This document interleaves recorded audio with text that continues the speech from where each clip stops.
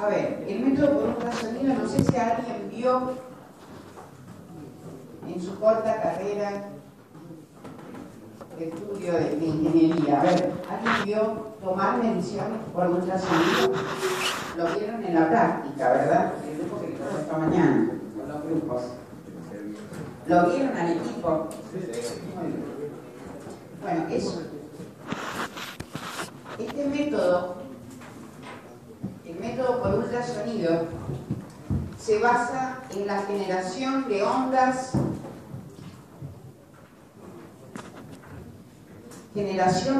ultrasónicas. Generación de ondas ultrasónicas.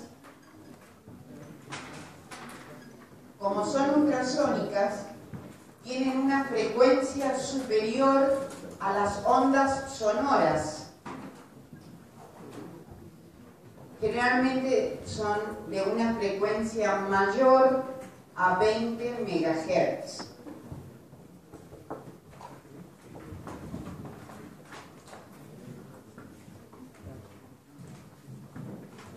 Sirve para detectar defectos internos. Generalmente son defectos, puede haber también algún defecto superficial, ¿no? Pero acá puede haber discontinuidades en la superficie como en el interior. Discontinuidades, ¿qué puede ser? Puede ser un poro, puede ser una fisura, puede ser una intrusión, algún defecto de superficie o del interior. Además, sirve para otra cosa, es para el dimensionamiento de piezas. Muchas veces por ultrasonido lo que se hace es determinar el espesor de un componente. La mayoría de las veces nos piden detectar, a ver, si hay alguna variación del espesor de un tanque de almacenamiento de gas o de petróleo, de fuera. Para eso se hace una inspección con ultrasonido. Los equipos son portátiles. Más para la medición de espesores, uno se lo cuelga directamente al medidor y el mismo medidor tiene un patrón para poder calibrar al equipo. Lo que sí hay que hacer es una preparación de superficie. Hay distintos medidores. Si yo estoy midiendo sobre una chapa y quiero medir el espesor de pintura, generalmente va a ser un equipo que tiene algo de magnetismo para detectar dónde está la chapa respecto de la pintura. Entonces, lo que se hace en realidad es un barrido de todos los espesores siguiendo una red, un reticulado. Donde se intercepta el reticulado, se hace una medición. Ese reticulado consiste en, generalmente son puntos donde hay que amolar. Supongamos que tenemos un tanque de acero, una chapa. Amolamos en esos puntos y directamente limpiamos y colocamos el palpador para medir el espesor en esos lugares, directamente sobre la chapa. Si es que no queremos medir la medición de espesor de la pintura que está sobre el tanque, que también se utiliza otro tipo de medidor, pero también por ultrasonido. Bueno, ese es el método. El método en realidad, lo importante es que estas ondas son sinusoides, ¿verdad? Y en realidad explicar de qué se trata, se habla de longitud de onda, como la distancia entre los puntos de igual energía, la energía máxima en este caso. Se llama amplitud a la distancia que hay desde el reposo hasta el punto de máxima. Esto es una amplitud.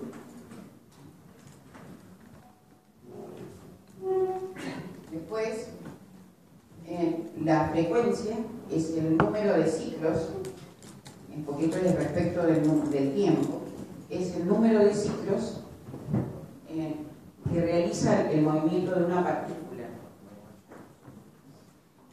Y la velocidad de propagación de la onda es la longitud de onda por la frecuencia.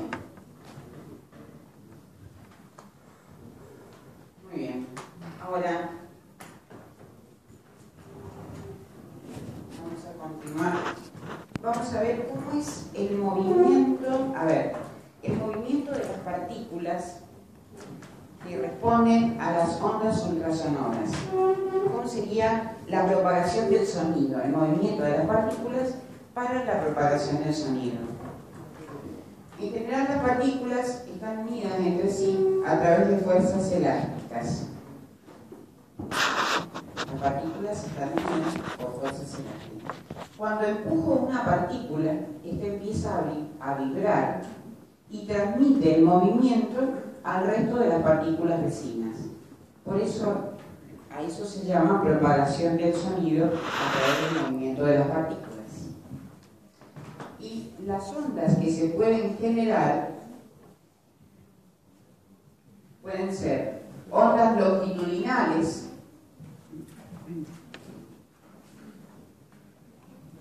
cuando la dirección de propagación de la onda es paralelo al movimiento de la partícula, si es longitudinal. Si es transversal, el movimiento de la partícula tendrá una dirección perpendicular a la dirección de propagación de la onda. Y también están las ondas superficiales o de Lambert, que describen órbitas elípticas por la superficie de la pieza. ¿Cuál es la generación de ondas ultrasónicas? Acá hay un efecto que lo voy a repetir un montón de veces cuando dé materiales cerámicos. En realidad no les voy a dar el efecto, ustedes ya lo van a saber. Se dice que se generan las ondas ultrasónicas a través de lo que se llama efecto piezoeléctrico. Efecto piezoeléctrico.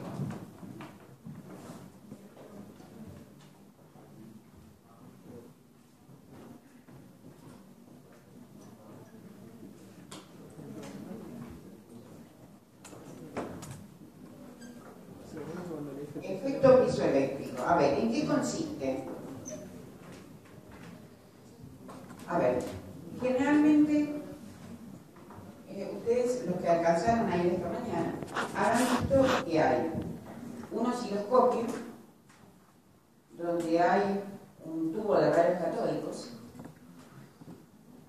que tiene una pantalla, es un tubo de rayos catódicos. Muy bien. Donde se ven las ondas, los ecos en realidad. Y después hay una serie de cables y demás que dan a un palpador. El palpador es un cristal piezoeléctrico. Ese cristal piezoeléctrico generalmente es cuarzo, aunque ya van a ver que pueden haber otro tipo de cristales. Se generan ondas ultrasónicas por los siguientes efectos. Generalmente el cristal piezoeléctrico se contrae, se achica o se dilata, como en este caso, según la polaridad de la tensión aplicada. De acuerdo a la polaridad de la tensión aplicada entre los extremos del cristal, este cristal se contrae o se dilata. Eso hace que el cristal vibre. Esa vibración es la que genera ondas mecánicas, una señal mecánica. En general, lo que se genera con un efecto piezoeléctrico son señales electromecánicas. O sea que, si recibo un impulso eléctrico por una diferencia de potencial, se transforma en una señal mecánica. ¿Por qué? Porque se produce la contracción o la dilatación del cristal piezoeléctrico. Eso produce una vibración y se genera, se transmite una onda ultrasónica. O sea que ustedes ingresan con una diferencia de potencial, se produce una vibración del cristal, que sería la señal mecánica, y eso hace que se genere una onda ultrasónica. Al revés, si por ejemplo yo aplico una tensión al cristal de compresión o de tracción, es que va a vibrar y va a producir una diferencia de potencial. O sea que en este caso una señal mecánica produce una señal eléctrica, a la inversa del primer caso. Efecto piezoeléctrico es cuando una señal eléctrica se traduce en ondas ultrasónicas a través de una señal mecánica. ¿Son proporcionales a la frecuencia de la línea? Tiene que ver con la frecuencia también, pero fundamentalmente es la diferencia de potencial. Y en el caso de la onda ultrasónica, cuando la recibe el cristal piezoeléctrico, la transforma en una señal eléctrica. La frecuencia me está hablando del número de ciclos. Claro. Tiene que ver con la vibración del cristal, que tiene que ver con la frecuencia de oscilación.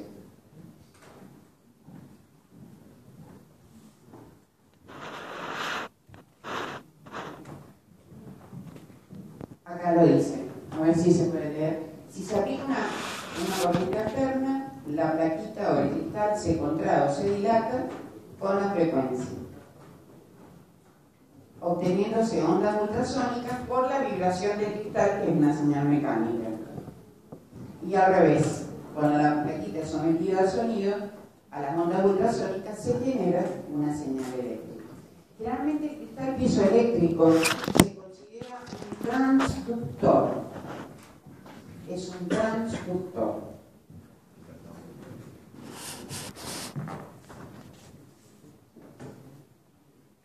Bueno, acá se da una definición. ¿Cuál es la atenuación? La pérdida de energía que sufre el haz ultrasónico, y por otro lado, la impedancia acústica, que es la resistencia al pasaje a ser atravesado por un haz ultrasónico. La impedancia acústica es la resistencia que opone el material a ser atravesado por un haz ultrasónico. ¿Por qué tiene importancia? Porque vamos a verlo acá. Este gráfico no es bueno.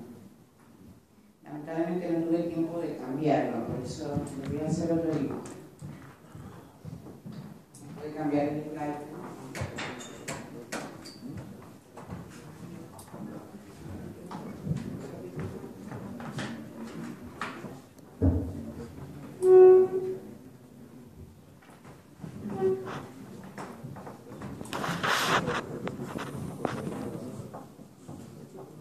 Nosotros tenemos un material.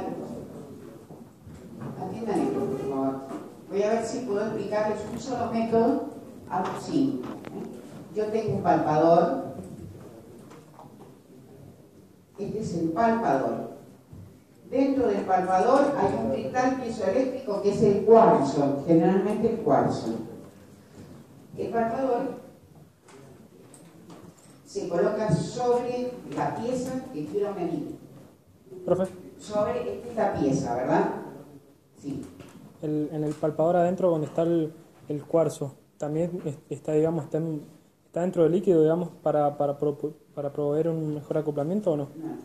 O directamente No, se supone que está protegido por un armazón. Es un método, el que está sumergido es un método. Es por inmersión. Es uno de los métodos de aplicación. Sí, no preguntaba por el hecho de que a veces, bueno, cuando se hace la emisión del ultrasonido y no tiene un buen acoplamiento acústico, bueno, ahí en ese caso cuando... No, eso lo voy a explicar.